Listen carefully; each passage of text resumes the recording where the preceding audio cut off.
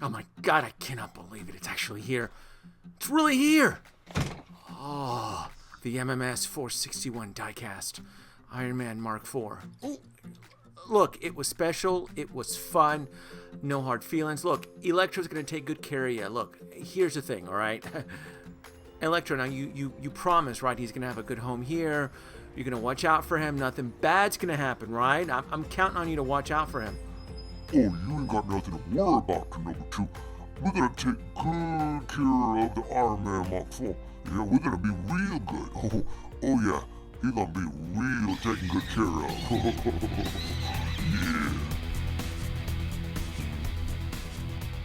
Yeah. Oh, hello, folks.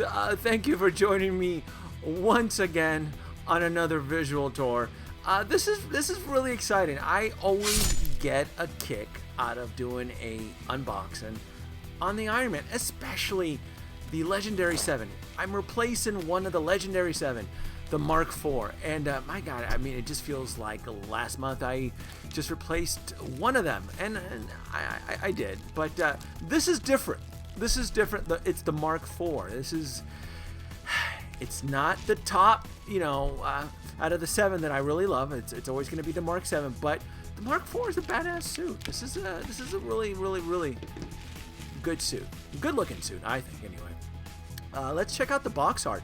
Box art looks fantastic, as always, as part of the diecast series. They come in this split level section here with the fancy acrylic artwork there. Very nice. I mean, this is really nice. I'll confess to you folks, I am biased. I worship Iron Man. I really do. It's my favorite. It really is. Let's take a... My God, it's beautiful.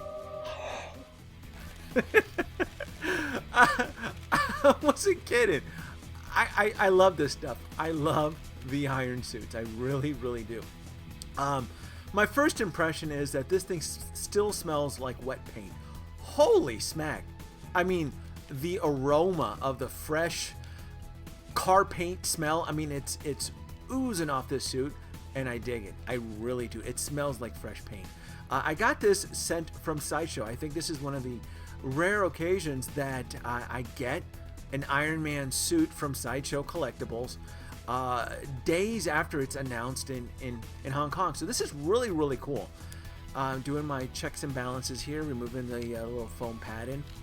This thing is, it feels very heavy. I love it. It feels very sturdy. The colors are popping. I gotta say, the fact that I'm replacing the Mark IV, it was worth it. I never had an issue with the original Mark IV, other than the pink panties issue. And after a few years, it's starting to show its age. But I think it's worth it. I really do. I mean, this thing is a beast of a suit. It really is. I mean, the detail, the color in that hot rod red, it's really nice. It really, really is nice. I'm not using scissors or a knife. Use your fingernails, folks, to take out this plastic. I don't want any sharp objects unless I have to near this suit. So I'm excited. This is kind of like Christmas morning for me. I only have 2 more suits to go. I have the Mark 7, and we all know that the Mark 1 diecast is it's coming out. But anyway, let's give the glory to the Mark IV. And right out the box, I mean, this thing is just killer. This is just a killer suit. I mean, it really, really is. Wow. I'm just impressed. I really, really am. No pink panties, folks. No pink panties in this one. Even the back end looks pretty massive and stellar. Again, the attention to detail in this thing is just phenomenal. Let's look at this here really quick. I want to check out expand the waist here, and I want to test out the articulation here. Very rigid, very solid. I'm digging it. I really am. This is cool. That look, boy. That original helmet design. They really, really captured it. Let's take a look at the accessories here. 2 pairs of hands. You got the flight palms here, which are neat. I won't be using these. I will be using the articulated fingers. I always do. Love it. Always love the articulated. It always gives it that realistic look. My Mark IV will be displayed in the Hall of Armor. This is neat. I'm showing you the attention to detail on these palms. Look at that paintwork on that. I mean, man, oh man, it's that wear and tear. It's just nice. That's where Hot Toys excels. They really, really capture this. Neck collar, the Iron Man 2 head sculpt. This is probably one of the best, or the better, Tony head sculpts. I won't be using this. Again, like I said, I'll be displaying my Mark IV in my Hall of Armor, but this is really nice.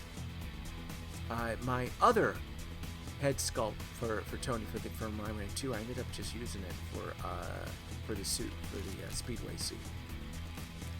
And let's put that back because I won't be using that. Let's see what else we get. And with the DieCast, there's always a second level. And we have instructions, and I like that. The Iron Man themed 2 base. Nice, I won't be pulling that out. You got the donuts from Iron Man 2.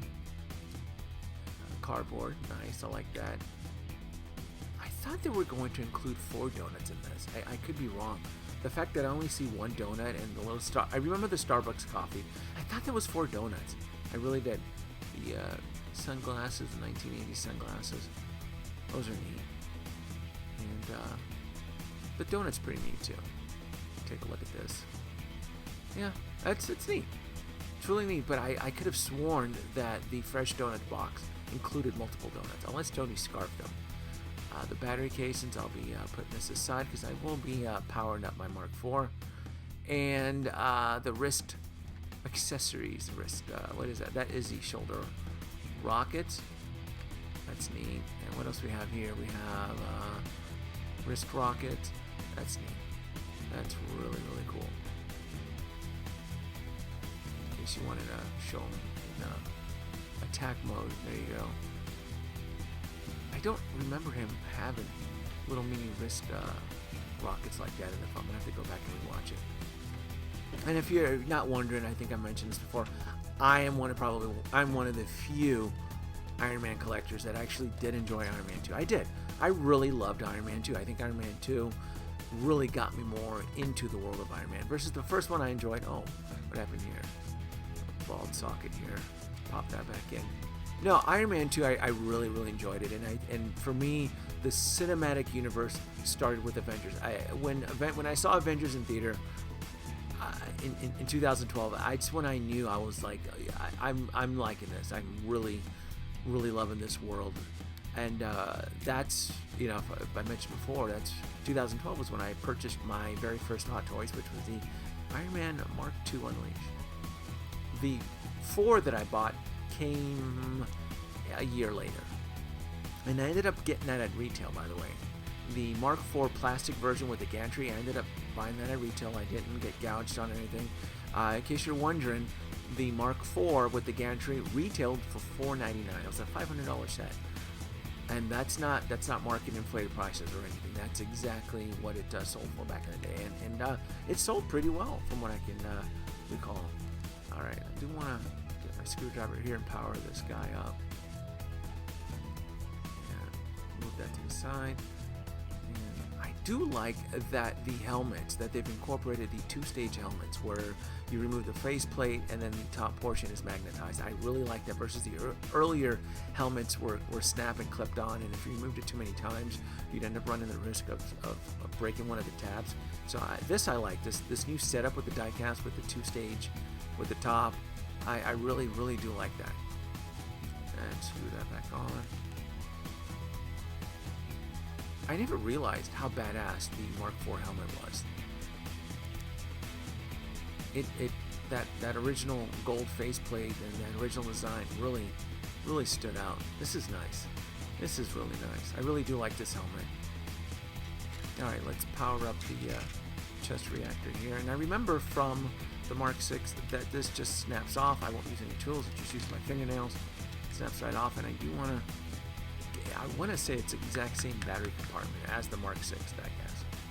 Just minor changes from the 4 to the 6. Most mainly the chest reactor plate. Pop that in. And if you guys aren't aware, you only get like 10 to 15 minutes of power supply with these little bike cell batteries. It's almost a joke. It really is. But I do like to see this pop. I really do. Really is something nice to look forward to. And let's make sure it works. And here we go. Wow, I do remember the that's a weak ass power reactor that I remember. Wow, compared to the later models, Tony really made some improvements on that arc reactor, huh? And let's power up his palms there. Very similar feature and design to the 6. So this is nice. The fact that I don't actually have to look at the instructions. I mean, since I just did the unboxing for the Mark 6, I remember exactly where everything goes.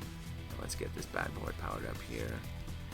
Screwed in. And if you're interested in the electric screwdriver that I'm using, the Amazon link is on the video description below. So if you do want to get your own screwdriver, link is in the description. If you do end up purchasing one, you do end up supporting the channel. So thank you very much. And final look here with the donut. This is such a cool suit. This really is. They really captured the red tones on this compared to the original one. And in case you're wondering, it fits in the gantry set. So I didn't need to buy the diecast of the gantry since it's just a rehash of the gantry. And if you're wondering, compared to the original Mark IV, the only issue, again, I said it's the pink panty, but height. I mean, the diecast Mark IV is a lot beefier. It is definitely it looks more aggressive compared to the 4. And again, I never thought there was anything wrong with the Mark IV suit. In fact, if anything, for a while, it was one of the more highly sought out suits in the collector's community. Other than, again, the pink panty issue, which never really bothered me, and I never really cared to fix it. To me, it served its purpose. It served as one of the original core suits of 7. But check out the back in here. Air flaps, the little wrist, shoulder rockets there. Yeah. This is nice. If you do not have the Mark IV in your collection and you are planning on collecting and building the original Mark IV, original 7 suits, I think it's worth getting. Now, I'm not going to be selling the Mark IV plastic version. I'm going to end up displaying it with the gantry, and I'll move it to part of the room. The diecast Mark IV will serve its purpose in its new home. Usher in to the Hall of Armor, and that's where it'll stay. Welcome home, friend. Welcome home. I'm digging it. All we need is the Mark 7, which is next or a year from now, and we just need the Mark 1 diecast. Folks, thanks for taking the time to watch my video. Thanks for taking the time to support the channel. Like, subscribe, leave your comments below. This is always fun. I can never see myself not ever loving Iron Man.